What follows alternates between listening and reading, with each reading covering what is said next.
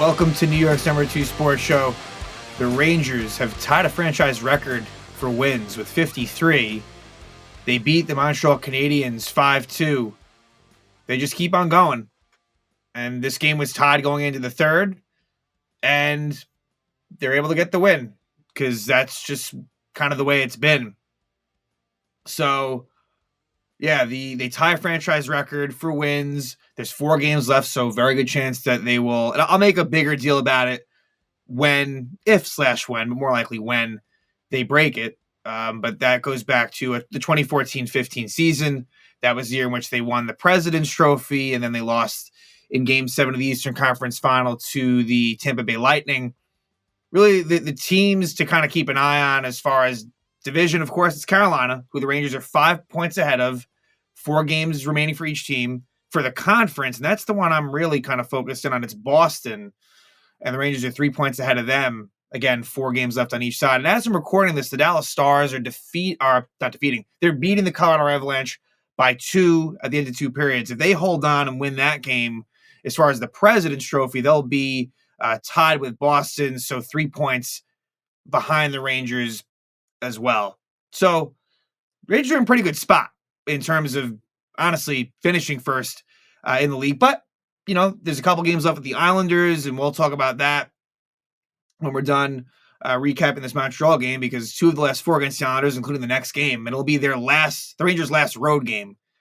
Not that they have to travel far for that. So Rangers are going to be home for a while. I mean, that Detroit game was their last true road game, and they'll be home because obviously the first 2 games of the first round will be at Madison Square Garden. So that's a good thing. Rangers are a really good home team, but yeah, they just keep on going. Artemi, Panarin, and Mika Zibanejad, they were the main catalysts of this game. Panarin with a 4-point night, and I think now, how many points is he behind Jágr's record? I think 8. So 4 games to go, 8 points back of Jágr. He could do it. He could catch him, which would be pretty remarkable. Jágr 123 points back in the 2006 season. But yeah, Mika Zibanejad with a couple of goals and 1 even strength, which kind of leads me to a couple of lineup changes. And I'd say that they were at least interesting. So let's talk about the forwards. Jack Roslovic was a healthy scratch. So Matt Rempe back in the lineup and Roslovic out, which, isn't that surprising. That said, I do still think that ideally the best lineup the Rangers could have out there is with Roslovic, with Kreider, and Zibanejad. That said, I'm not saying he deserves to be there. He's been okay since he's been a Ranger.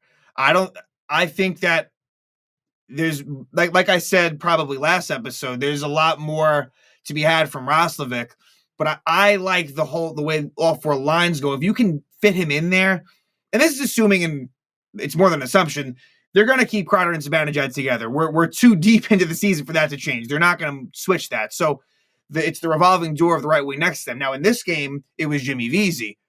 And that's fine. He did a good enough job. We've seen Vesey with Zibanejad and Kreider a bunch over the years, really. And I just think that Vesey on the 4th line with, let's say, Goodrow and Brodzinski, a line that did really well last game, that's really your most ideal situation. And it kind of brings me to Matt Rempe, who I know is a fan favorite. I get it. And I'm totally fine with him being in the lineup every now and then. But forgetting about what I think, Peter Laviolette doesn't really trust him. He's not getting that many minutes. And so you can work with that. It involves double shifting and things like that. But I do think that your game 1 lineup probably doesn't feature Matt Rempe in it. Although, like I always say, over the course of a series, I think that he would be in there, to just change things up if they're struggling and to give him a different element and a different ingredient. But back to Roslovic, it goes to show you, though, that he can be healthy scratched. Now, I think he'll be back in there next game. I don't think it'll be a 2-game absence. I do believe. And will Rempe be the one that is taken out? That would be my guess, but I don't know. Against a rival in the Islanders, maybe they see the value in him being in there. I'm not sure, but I do think Roslovic will be back in their next game. But hey, if he struggles in the playoffs, they might take him out, and he does need to be better. Does need to be better for sure.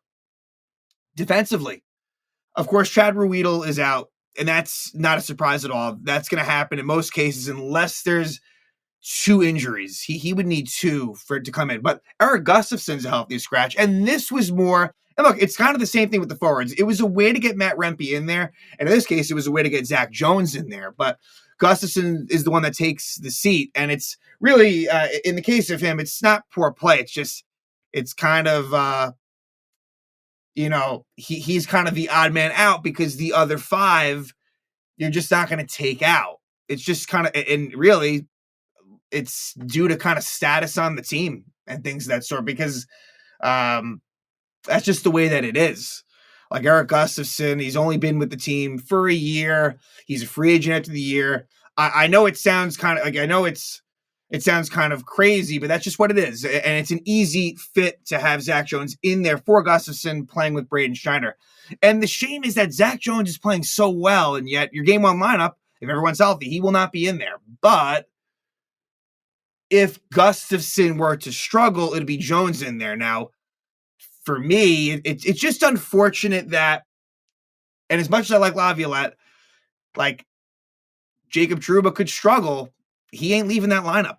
He is not leaving that lineup. And again, I'll take it a step back. It's not even leaving the lineup. I still contend that I'd prefer Miller with Schneider and then either Gustafsson or Jones with Trouba. That is what I prefer. I'm not saying take Trouba out of the lineup, but it's a little unfair to Gustafsson. And but at the same time, I like the idea of having Zach Jones in there. So I kind of feel torn on the situation, but deservedly so. It's going to be Gustafsson that's in there over Jones for that first game. But it's interesting to take note of. And I guess they figured, versus Montreal, this is the time to kind of not have what would be your game one playoff lineup. Versus the Islanders, I would expect Gustafsson to be back in there for Jones. That's just what it'll be interesting. If that's not the case, then I think we have more of a story on our hands than we thought. But expect to see Gustafsson back in there. I feel more confident about that. But then also to a lesser degree, I think Roslovic as well. But wanted to discuss those two things because Roslovic had not been a healthy scratch since he's been a Ranger, and neither had Eric Gustafsson. That was the first time for him as well. But in this game, Igor Shesterkin in net. I should also mention that Vincent Trocheck won the Stephen McDonald Extra Effort Award, which that was the right call. That was the right call. I really can't think. I mean, there's a lot of other people that were somewhat worthy of it. The only other one I could think of would be Jonathan Quick, but as the backup goalie, it's different. Vincent Trocheck has been in there every game and has logged so many minutes in all situations and just done a bit of everything. So Trocheck wins that, deservedly so. So good for him. But in this game, Igor Shesterkin versus Caden Primo. And Primo was really good for Montreal. He kept Montreal very much in this game, did everything he could. Now, keep in mind, Montreal, they played last night. They lost to the Maple Leafs.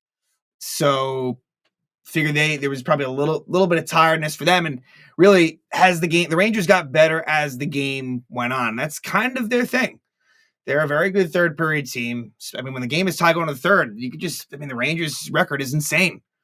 And lately it feels like there's been a lot of tied games going to the third. As much as the Rangers win these games, think about it. They don't have the lead all that often in like the first and second period. For a team that's about to probably win the President's Trophy, it's just they just kind of turn it on. And not to say that they came out slow.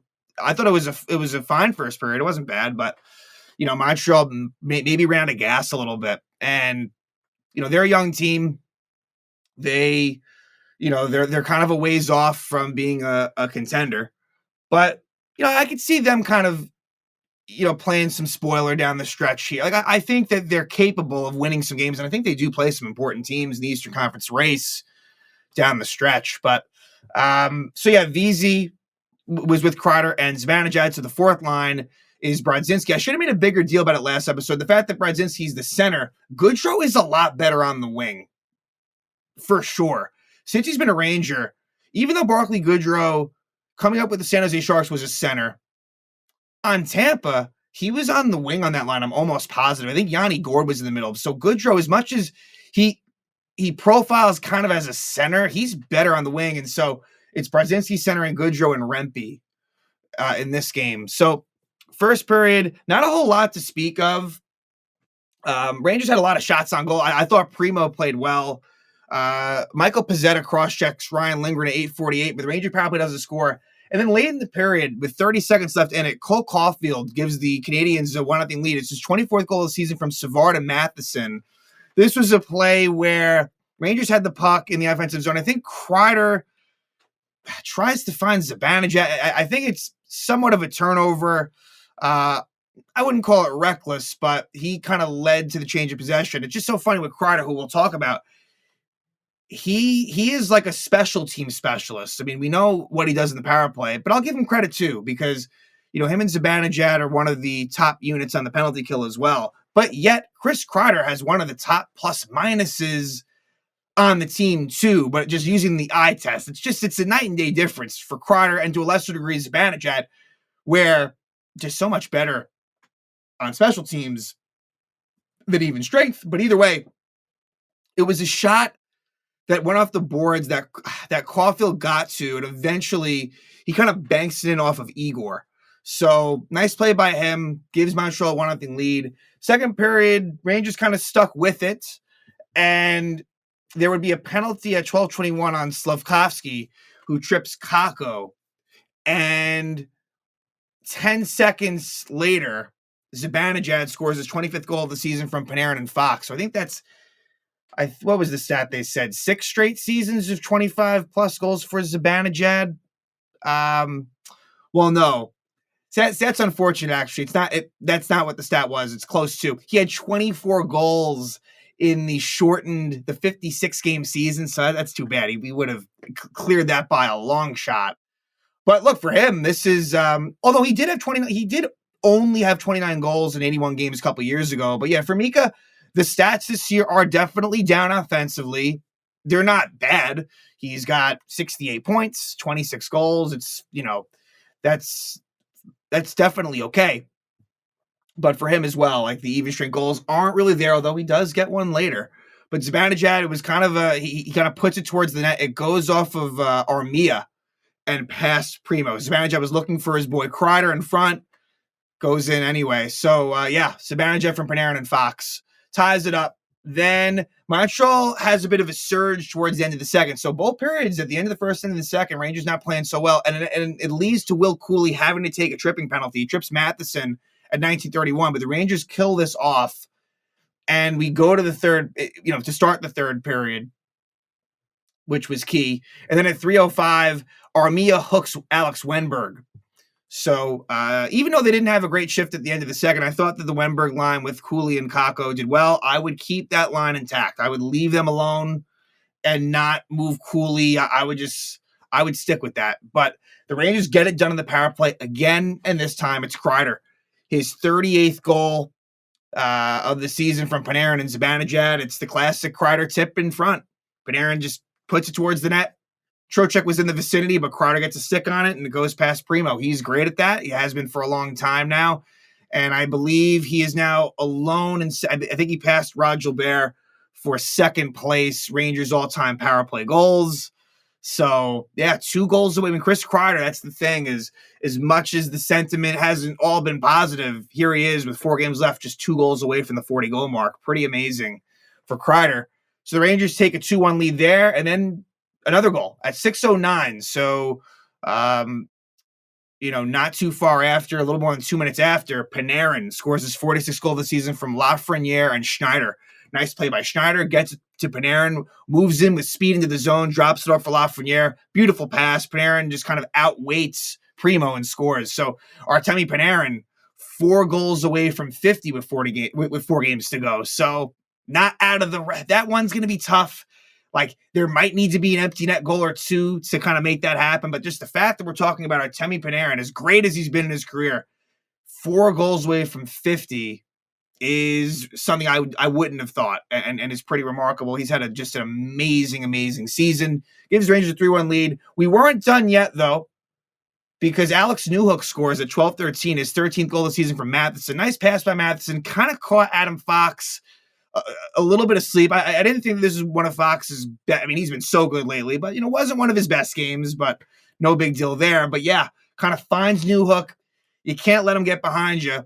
And he snaps it past Shesterkin to cut the lead to 3-2. But at 16:56, the Rangers get that 2-goal lead back. Zibanejad with the second of the night, 26th of the season from Vesey. So nice pass by Vesey. And Zibanejad just taking the shot up close. You don't really see him score goals like that. There was a little bit of space, and glad to see him just get that quick shot off. Like Primo kind of wasn't expecting it because Mika, he's a little more deliberate. He kind of, at times is more pass first and tries to make moves, but I just takes the shot, and it's a big goal. Gives the Rangers a 4-2 lead. And then at 18:45, they had an empty net goal. Lafreniere, 27th goal of the season from Panarin and Miller. So a 4-point night for Panarin, goal and 3 assists. Zibanejad gets 2 goals and an assist himself.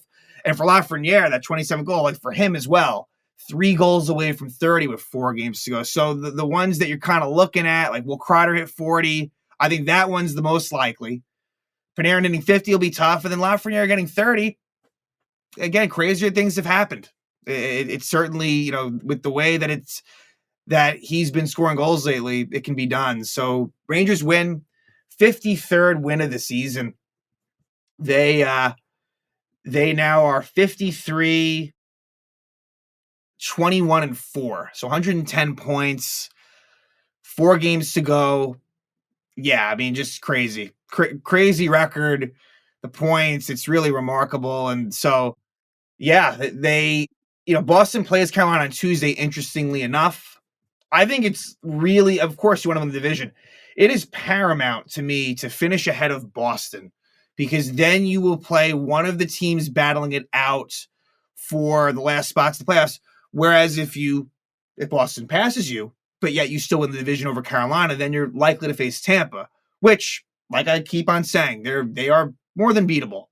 But it's just such a difference in what it could be. And I think it could pay off down the road as far as maybe having a first-round series that doesn't totally kill you. And, you can stay a little more fresh heading into the future rounds. But still a lot to be determined there. But 53 wins, one more win. The Rangers get one more win. They will have a franchise record for most wins in a season. And honestly, with 4 games left, that should happen. I'd be shocked if they finish the season on a 4-game losing streak. And yeah, so it's all systems go right now. And as such, Rangers Islanders is the next game. Huge game for the Islanders. Rangers play them 2 more times out of the last 4 games. And that'll be at UBS Arena. And that'll be the first time the Rangers have played the Islanders at UBS Arena in a very, very long time because you had that road game that was at MetLife Stadium. And then, the schedule last year was such that I think the last time they played there might have been October or November of 2022. So a long time since they've played there. Really insane scheduling. But yeah, that's going to have a playoff feel to it for sure. And so the Rangers, even if there was any thought of kind of taking your foot off the gas, which there wouldn't be because, the division hasn't even been clinched yet and it won't be by then. So what I'm seeing is they are still going and there's only a few more games to go. So just keep going. Obviously, you see what happens when there's a game or 2 left. You see what it looks like as far as the standings and, if you want to give players some rest. But for now, I like the way it is. And yeah, I'm sure the Rangers would love nothing more than to give the Islanders problems and, to prevent them from making the playoffs. But right now, the Islanders are in the driver's seat. They control their own destiny. So I definitely have my eye on this game. I think it should be a good one. I really do. So Rangers Islanders will be Tuesday night. But yeah, Rangers get the win. They beat the Montreal Canadiens by a score of 5-2.